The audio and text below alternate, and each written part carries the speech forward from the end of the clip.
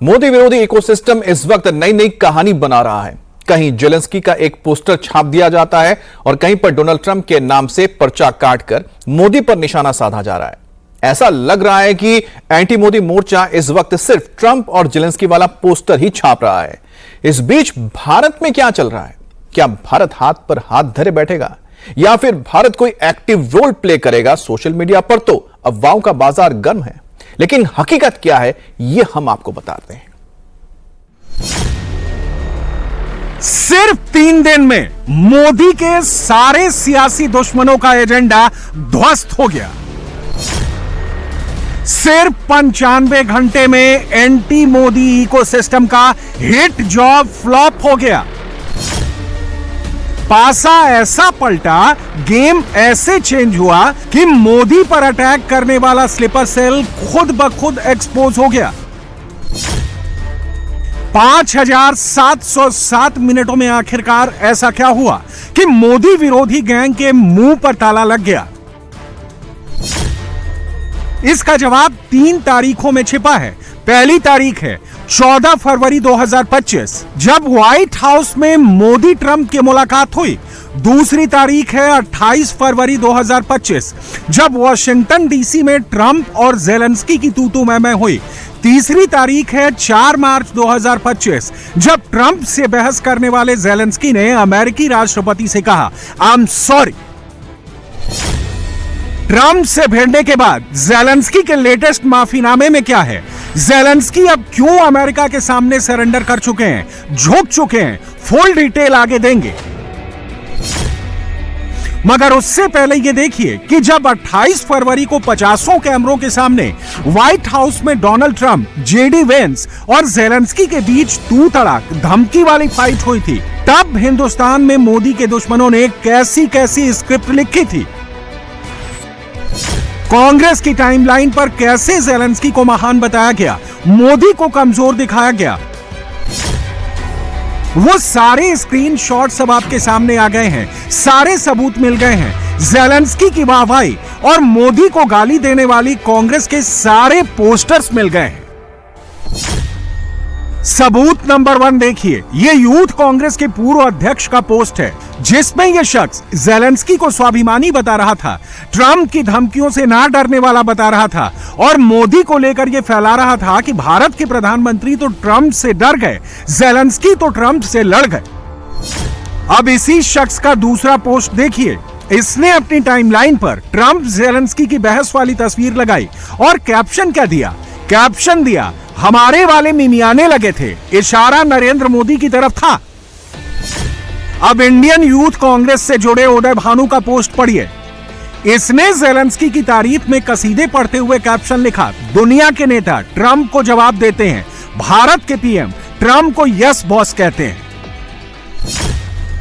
कांग्रेस से जुड़े इसी हैंडल ने बाद में यह तक लिखा कि जेलेंस्की ने तो ट्रंप की बोलती बंद कर दी, मोदी जी अपना मुंह कब खोलेंगे? स्क्रीनशॉट आपके सामने है। भारत के प्रधानमंत्री के लिए इतनी नफरत कि मोदी विरोधी इकोसिस्टम ने यूक्रेन के राष्ट्रपति को अपने देश के आत्मसम्मान के लिए लड़ने वाला बता डाला और 140 करोड़ हिंदुस्तानियों के प्रधानमंत्री के लिए यह नैरेटिव बना डाला कि मोदी चुपचाप भारत की बेइज्जती सह गए, चुप रह गए। आखिरी लाइन में जो लिखा है वो भी आपके सामने है, बोलने लायक शब्द नहीं है। नरेंद्र मोदी से बेइंतहा नफरत करने वाला यह गैंग पूर्व पीएम इंदिरा गांधी को असली शेरनी बताता है। अच्छी बात है, बताना भी चाहिए।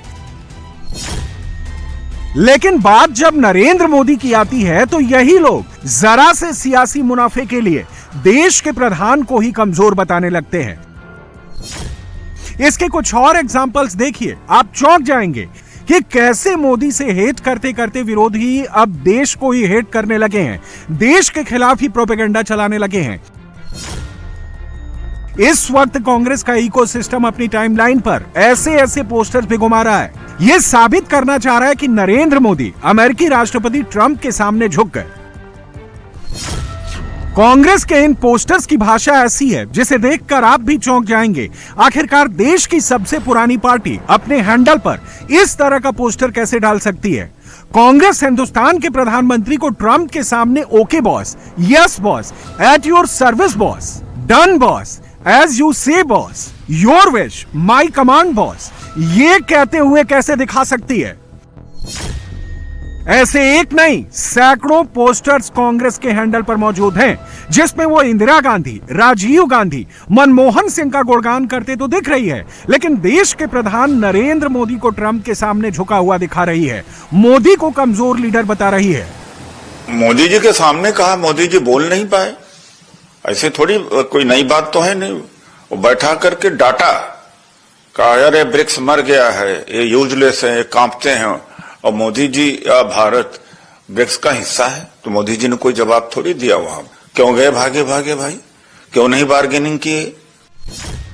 नरेंद्र मोदी के सारे पॉलिटिकल दुश्मनों ने 100 घंटे तक कोशिश तो बहुत की कि ये नैरेटिव बना दो, जैसे ज़ेलेंस्की ने ट्रंप को झुका दिया, ज़ेलेंस्की ने ट्रंप को ईंट का जवाब पत्थर से दिया। कांग्रेस ने ये माहौल बनाने की खूब कोशिश की कि ज़ेलेंस्की तो हीरो निकले, ट्रंप के सामने तेज तेज बोले, मोदी तो कुछ कह ना सके, ट्रंप के सामने मोदी चुप रह गए।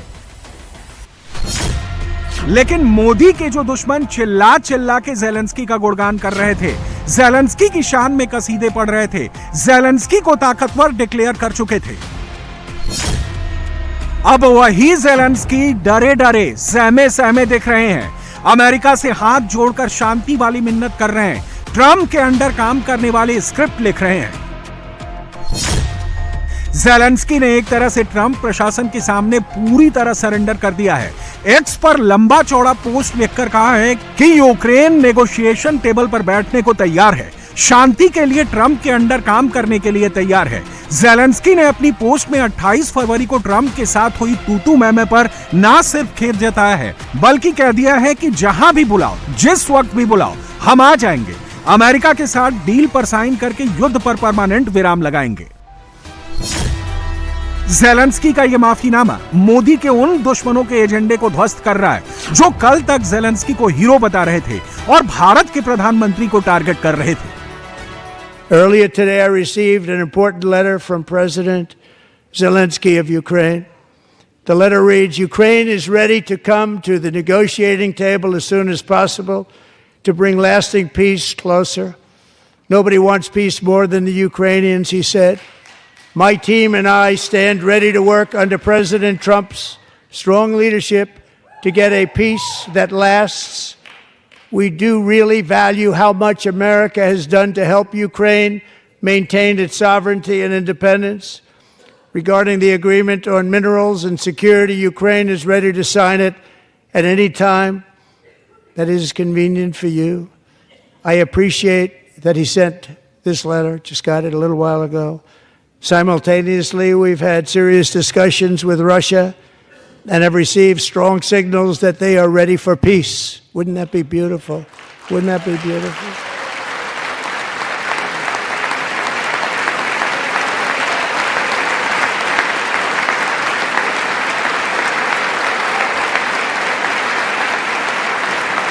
Wouldn't that be beautiful?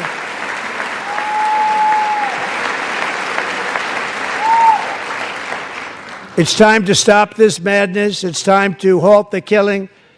It's time to end this senseless war. If you want to end wars, you have to talk to both sides. 28 फरवरी वाले ट्रंप के तेवर और 5 मार्च वाले ट्रंप के तेवर में फर्क है, और ये फर्क इसलिए आया है क्योंकि ज़ेलेंस्की ने खुल्लम खुल्ला मान लिया है कि रूस के साथ हो रहे युद्ध में बिना अमेरिकी मदद के जीत हासिल करना तो दूर, यूक्रेन 2 हफ्ते भी नहीं टिक सकता। और ज़ेलेंस्की का इस तरह अमेरिका के आगे सरेंडर करना हिंदुस्तान में मोदी के दुश्मनों को बिल्कुल भी रास नहीं आएगा। जो इकोसिस्टम ये सोच रहा था कि ज़ेलेंस्की को हीरो बताकर मोदी पर निशाना लगाएगा, वो खुद ज़ेलेंस्की के चक्कर में अपनी किरकिरी करा बैठा। नरेंद्र मोदी के दुश्मनों की किरकिरी अभी और होगी, जबरदस्त होगी। भारत की धाक आने वाले दिनों में ग्लोबल स्टेज पर और बढ़ेगी। और ऐसा क्यों होगा, इसे भी कुछ फैक्ट से समझिए। बुधवार को जैसे ही ट्रंप ने पूरी दुनिया के खिलाफ टैरिफ वॉर या कहें कि व्यापार युद्ध शुरू किया, चीन की तरफ से पहला रिएक्शन आ गया। चीन ने कह दिया कि अगर अमेरिका युद्ध चाहता है, फिर चाहे वो टैरिफ वॉर हो या कोई और वॉर, तो वो ही सही, चीन आखिरी दम तक लड़ने के लिए तैयार है। लेकिन ट्रंप के टैरिफ वॉर के बीच भारत क्या कर रहा है? भारत बिल्कुल बैलेंस्ड अप्रोच के साथ आगे बढ़ रहा है। हिंदुस्तान के commerce minister Piyush Goyal America पहुंच चुके हैं। टैरिफ पर अमेरिका की बैकडोर बातचीत के हिंट मिलने लगे हैं।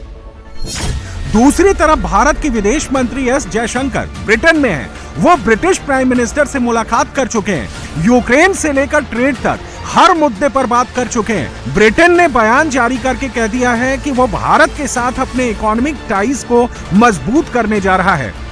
इस बीच दो और डेवलपमेंट हुई हैं। भारत के विदेश सचिव इस हफ्ते मॉस्को जाने वाले हैं और इसी महीने यूक्रेन के विदेश मंत्री भी दिल्ली आने वाले हैं। यानी इंडिया से लेकर अमेरिका तक, यूक्रेन से लेकर रूस तक ग्लोबल स्टेज पर डेवलपमेंट्स बहुत तेजी से हो रही हैं। इंडिया सबके सेंटर में है और उसकी वजह नरेंद्र मोदी ने बुधवार को बताई है।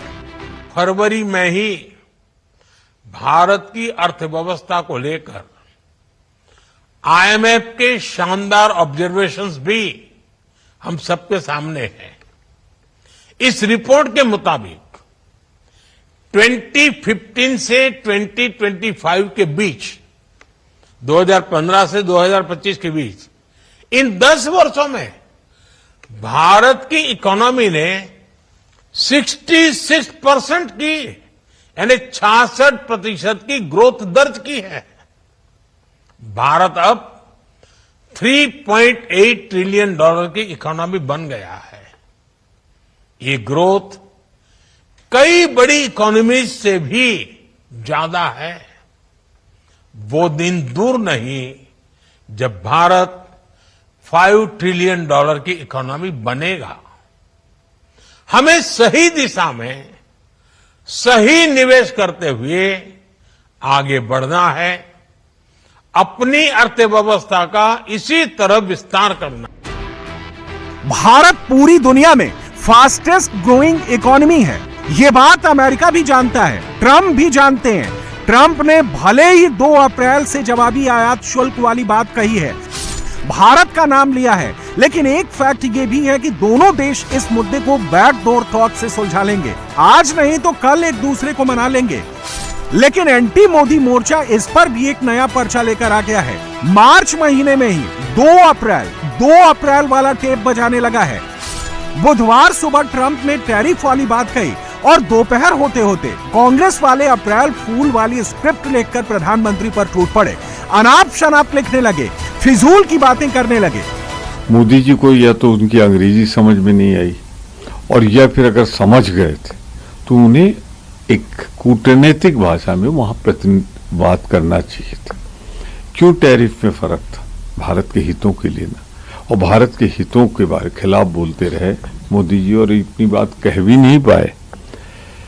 मेरा सिर्फ इतना कहना है कि चाहे टैरिफ का भी याद हो या कोई और, गलती की शुरुआत मोदी जी आपकी विदेश नीति की वजह से हुई थी। क्या जरूरत थी आपको दूसरे देश के चुनाव में दखल देने की? आप नारा लगाने पहुंच गए थे अगली सरकार ट्रंप सरकार।